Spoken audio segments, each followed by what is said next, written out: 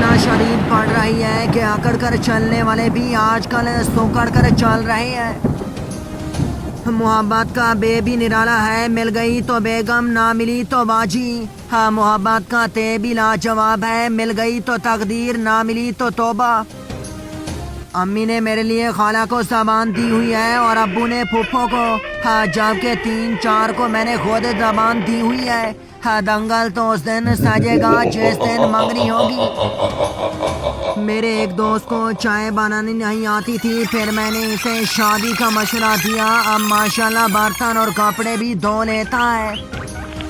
दुनिया का सबसे बेहतरीन सिंगर तो मच्छर होता है, क्योंकि इसका गाना किसी को पसंद आए या ना आए, लेकिन ताली तो बजानी पड़ती है।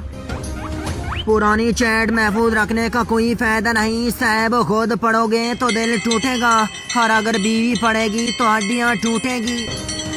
आजकल इन बच्चों को भी प्यार के गम लगे हुए हैं, जिन्हें अभी तक हिफाजती टीके पूरे नहीं लगे। बीवी वो मैकेनिक होती है जो शोर को जरा सा भी मिसिंग करता देख ले तो फौरन नोटिस लेकर ट्यूनिंग शुरू कर देती है।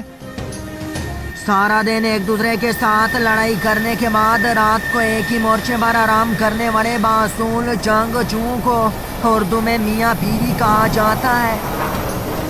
पाकिस्तानी फैमिलीज एक दूसरे से इतना प्यार करती है कि बीमार एक बंदा होता है और खिचड़ी सारा घर खाता है। जिनसे मेहमानों के दिए हुए पैसे भी अम्मी छीन लेती है, वो भी कह रहे होते हैं, हाँ जानू मुझसे तुम्हें कोई नहीं छीन सकता। मुहक्किकीन के मुताबिक गाड़ी टायरों से जबकि लड़की पैरों से पहचानी जाती है। वो औरतें और थी जिनकी याद में ताजमहल बनवाए गए थे। हमारी कब्रें तो अच्छी तरह पक्की करवाई जाएगी कि कहीं कब्र से बाहर ना निकल आए।